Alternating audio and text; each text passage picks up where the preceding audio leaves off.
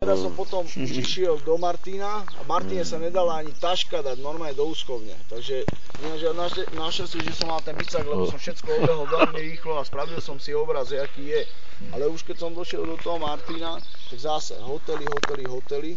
Teraz ja som sa zabudol opýtať smešo, že on mi hovoril, že máme rezerváciu na hotel, ale vieš, už o takom čase ani nebolo možné mu zavolať ani nejak, takže som nevedel, že kde máme hotel. A kam to vedie, bracho? Som bol dohodnutý so kamoškou, že zostane v Martine, že pokiaľ sa vráti, veľmi dávno. volá sa Zuzanka.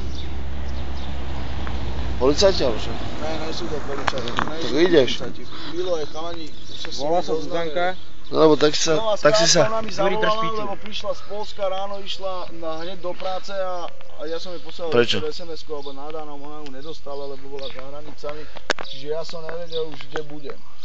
Už som čakal úplne v poslednom hoteli, už bolo krátko pred 8, ja som od tej 3 hodiny do 8 rána, počujem a iba mrzol a zaháňal hotel, ja už som bol zúfalý. A keď som došiel k nejakému hotelu, že už perfektne, vieš, lebo mne bolo jedno, tak sa uvítujem v Toronkovе, ktorý bude voľný, ne?